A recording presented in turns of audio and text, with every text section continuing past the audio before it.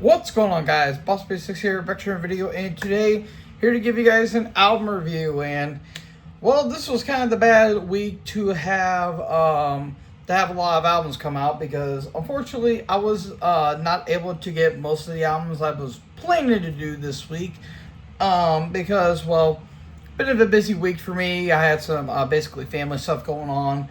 But I was able to finally get at least one album review out today. And I had a lot to choose from here because there was a lot of shit that came out this week. New Immolation came out, which I was really excited for. There was a new Spirited Drift that kind of showed up out of nowhere for me.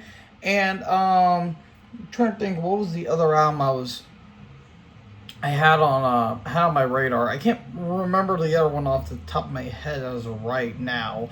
But the one album that I ultimately decided to go for today's review, which is later on today, I do apologize for that, is the newest offering from Vomitory with In Death Throes. The song comes out on the 10th of April of 2026 on Metal Blade Records. This is their 10th studio album overall. It's been formed in 1989 in Sweden. And before I get into the review here, if I do sound a little bit off, or like I kind of like slip up some words, is because yesterday me and my brother were throwing a football in the backyard, and I was running with the ball and he was trying to punch it out of my hands, and he hit me right in the jaw, and I bit down on my tongue, and yeah, it's still trying to heal as well. So yeah, I do apologize for that. So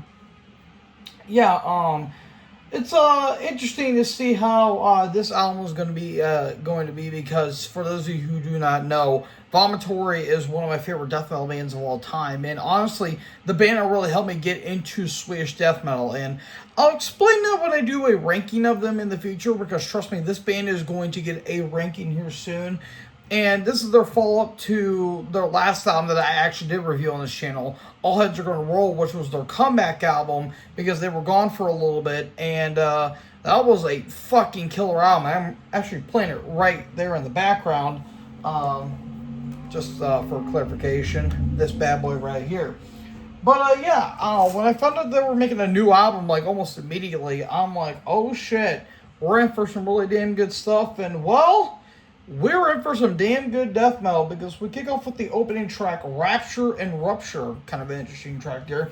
Big stomping riff to kick off the entire album, and then these nasty HM2 buzzsaw tone and just blazing drum work throughout. Like, the drums on this album are fucking insane. Like, it literally feels like you're going into war with this guy, and he's on the MG42 and just going to town on some motherfuckers. It is absolutely insane. Lots of Vader-like energy that is throughout the entire album. It's not just on this song, but it's throughout the entire album. That like big, like thrashy type of death metal that I absolutely gravitate towards. But yeah, opening track absolutely rips. Then we get to For Gore and Country. Nice kind of like blackened riffs in some ways to kick off the entire, the song. Nice marching groove, or literally sounds like you're marching off to war. Get some moments of some benediction here and there in terms of the groove that I really dig. But a lot of Napalm Death vibes, because there is a lot of grind that I get on this album. Like some more grindier moments off this album that I get. And that is on this song, which one? The title track, and I guess to a lesser extent, maybe Wrath Unbound. Like, those songs in particular just have, like, these big, like, chaotic, blast beats on those songs, and it's absolutely awesome. Nice breakdown, too. There's only, like, 2 breakdowns on this album that I really got. It's on this song and on 2.5 Men. No, it's not talking about Charlie Sheen. At least I don't think it is. And I'll get to that song here in a little bit as well. But yeah, For Gore and Country is an awesome track as well. Then we get to Forever Scorned. This is more the more kind of Swedish side of things, because Vomitory have always been kind of more, when it comes to the more thrashy side of death metal, they're always towards the more American side, like the more Florida scene, like, get some moments of like Deicide, but also Cannibal Corpse, which I really dig, and why I kind of consider them the Swedish Cannibal Corpse more than Blood Red Throne, in all honesty. But again, there's more of that American style, and really get some vibes of Entombed on this song in particular.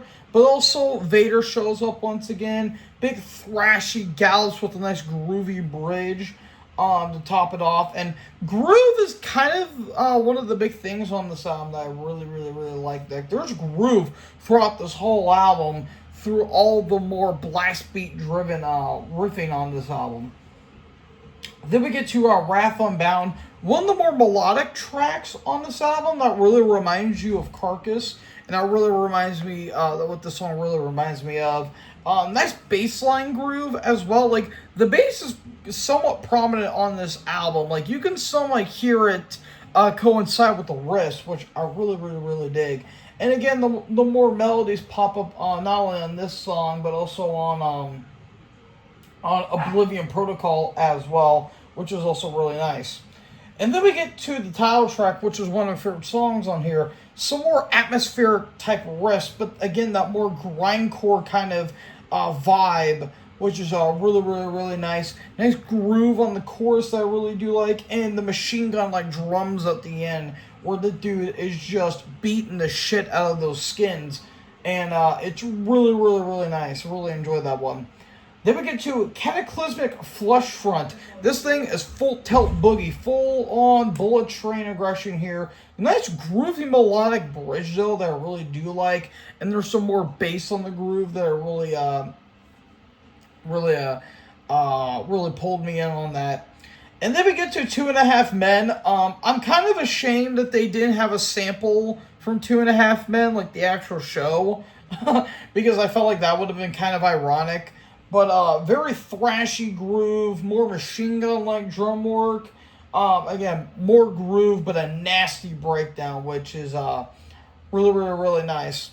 Then we get to Erased in Red. This is the probably more groovy kind of song, because again, like groovy bass line, tremolo, a lot of tremolo, more machine gun drums. I'm basically repeating the same thing because I'll get to that actually here at the end of the album, but it's really cool. And then we get to the Zombie War General. Blast beats, chugs, tremolos, groove, thrashy beats. Do I need to go on more? That's literally all I need to say. That's a cool song, though. I really dig that one. And then we get to Oblivion Protocol. Again, the more thrashy, more Vader type beats on this one, but the more melodic parts I think are very nice.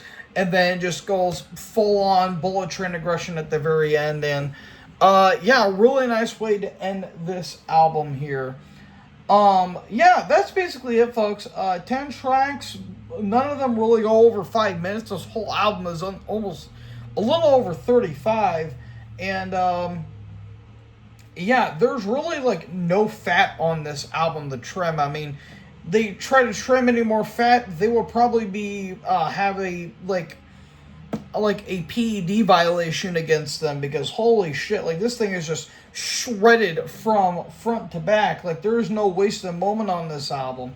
Might seem a little bit one-dimensional to some people, which I can somewhat understand, but quite honestly, I don't really see it like that. Like, it kind of just does go for 1 or 2 gears on this one, but I think the album flows so well and he executed so perfectly that it does not bother me whatsoever.